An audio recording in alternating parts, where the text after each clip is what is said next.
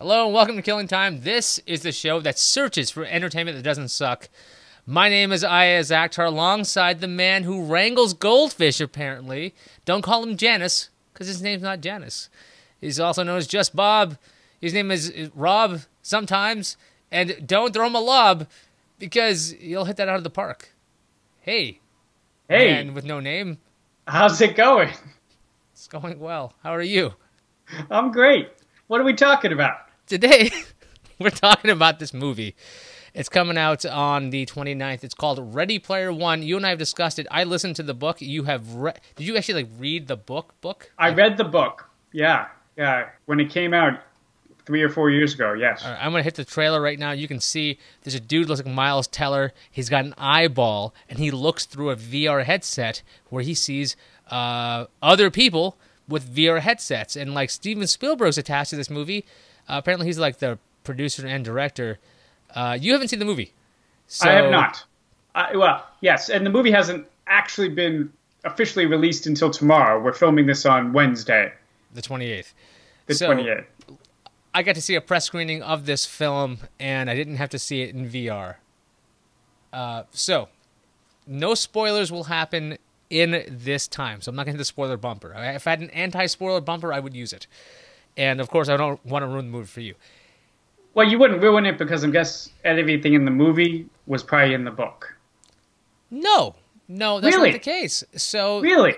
The best way to explain this was something Liz said. She called the movie, like, you know, like how there's those music albums you can have for a movie. So, like, there's the score. Well, there's the movie soundtrack, and then songs inspired by the movie. They might not be in the movie. They shouldn't be. This movie, Ready Player One, is inspired by the book, Ready Player One. Is it tracking the same? Not necessarily. So if there are parts of the book that you love, you might be disappointed. If you haven't read the book, you'd say it's not loosely based, but it's based on the book, but it does its own thing. Right. That's a great way to put it. It is. We have the same skeleton, but the way they use it is a little different. Yeah, I mean, like, it's kind of like you have a lot of the same events that happen in the book, and they may not be played out by the same actors as you were expecting, and there might be repositioning of certain characters. Now that being said, there was a lot you didn't like in the book, and the main thing was that he was good at everything, and everything worked out for him. Was that improved in this? So in this movie, is he essentially Harry Potter or Mary Sue or the guy who can do no wrong? No, he's not in the movie. So Spielberg might have corrected some of that in the fact that he leans on other characters to move the quest on. If you don't know anything about the movie, I don't know why you're watching this review. And also, let me go back to this trailer here. Here's how this goes. You got this world where people are living in VR essentially because the real world sucks. And there's this giant game being played because the creator of the game created a situation where a person who found out this Easter egg or enough keys, they get to own this VR world. And this VR world means a lot to a lot of people. So it's a big deal.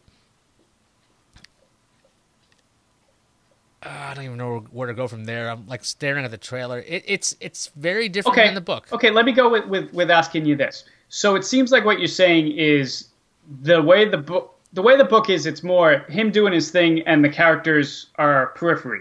It sounds like in this we have him leaning on other people as more of a team, almost like is very in vogue now because of like Stranger Things and. People talk of how the Goonies were, where it's more of a team and not just one person. Do you think he was influenced by that? And that's why Spielberg chose to go more like that. I don't know if he was influenced by Goonies. I think that's him, isn't it?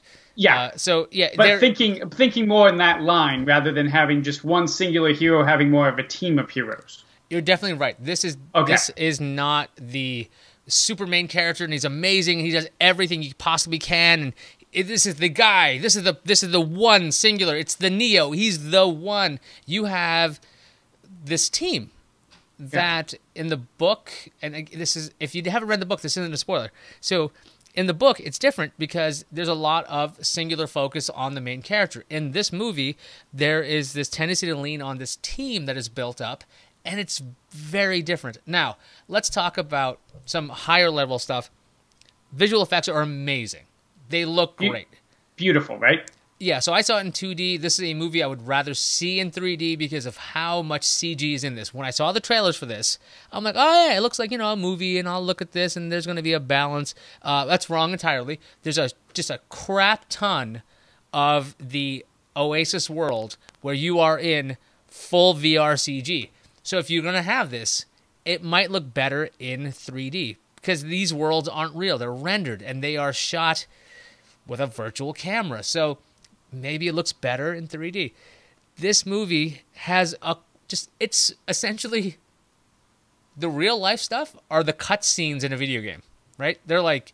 So it's like the opposite. Rather than, in a video game, you play the video game and the cutscenes are like real life. This one is, most of it's, the cutscenes are in the real life. Well, most of the movie's CG, because you're in the game, and I will say this is a brilliant representation of the Oasis, as much as you can tell it, because it's really...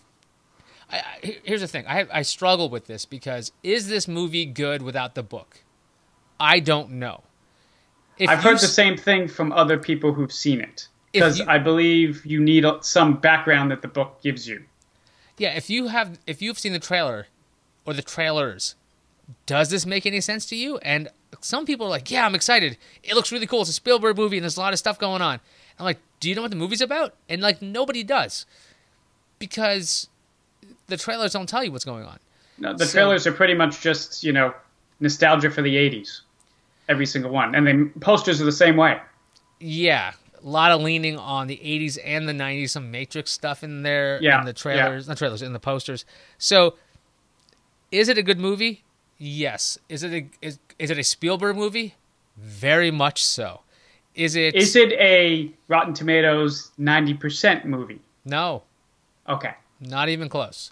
Okay. I don't know what it actually is. I can take a look at it while we're talking. But I think it was in the 80s last time I looked. This film is good. However, it suffers from a lot of foibles. So we've got a long story that is condensed to 2.5 hours. This movie could be a two-parter easily, I think, based on the source material. When I read the book, I thought there was a perfect stopping point right in the middle of it as well, that he could have split into two movies. You're correct. It's at 80% right now on all reviews at Rotten Tomatoes. 79%. If I look at all critics, top critics say 83%. Okay, that's fair. So I'm not far off. So when I watched the thing, I was trying to figure out, is this a good movie or not? And like I was saying, maybe. If I didn't know what this thing was about, what was going on, and these other underlying parts of depth to characters, I don't know if it works. It feels like this cliched film. You got the love interests getting together. They love each other way too early in the movie.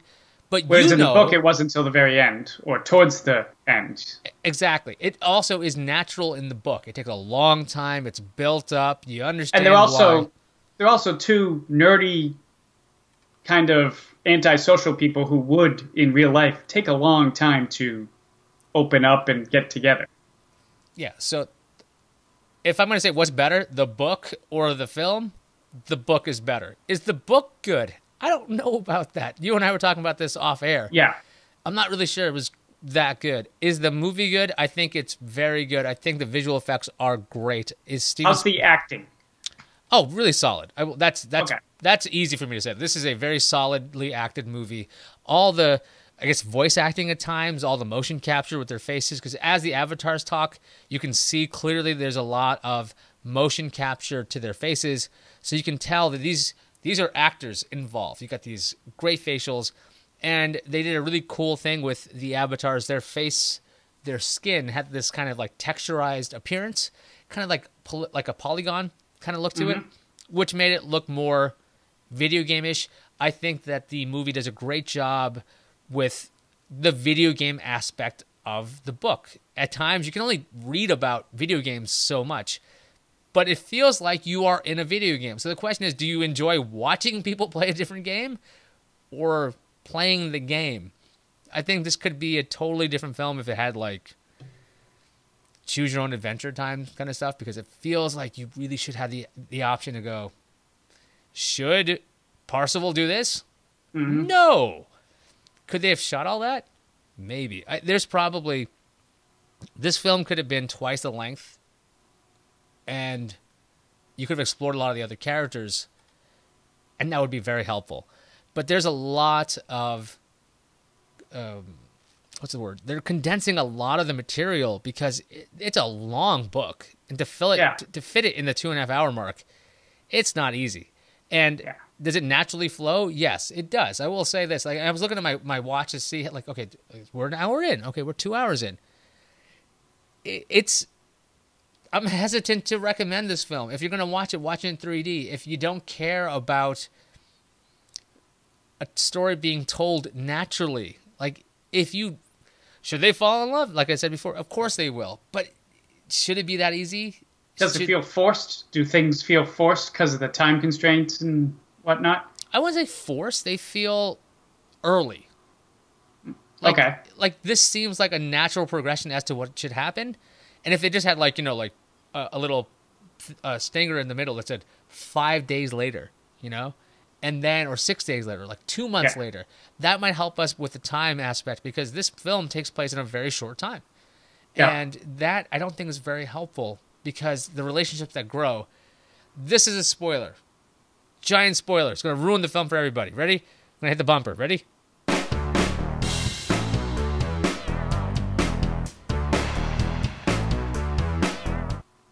So in the book, Artemis is a sort of celebrity, right? Right. She's awesome. Everybody knows her. She's been at the top, near the top of this list for a long time. So in the movie, she's not. Why not? That's kind of a big deal. Yeah. So, but there are things that she does in the book and the things that she does in the movie that are based on the idea that she's famous. And that's another reason why Parsifal loves her so much, is because he kind of thinks he knows her. Right, because she was, I mean, it would be kind of like, you being interested in a model or somebody who was public figure, famous. Right? Yeah. You see that on Instagram, you know what they're talking about, you think you know them, you got this, and like... he followed her blog or whatever. Her blog, yeah. And he does mention it, he watches her Twitch streams, because that's the modernization of it, but there's a lack of that, and so when there's the love angle with these two, it's not as well built up as the book. So there's a spoiler there, that Artemis is not set up properly, I think. Now, is she awesome and is she kick ass and are all the characters kick ass? Yes. Does the visual effects kick ass? Yes. Is the nostalgia there in full force? Yes. Is it worth watching?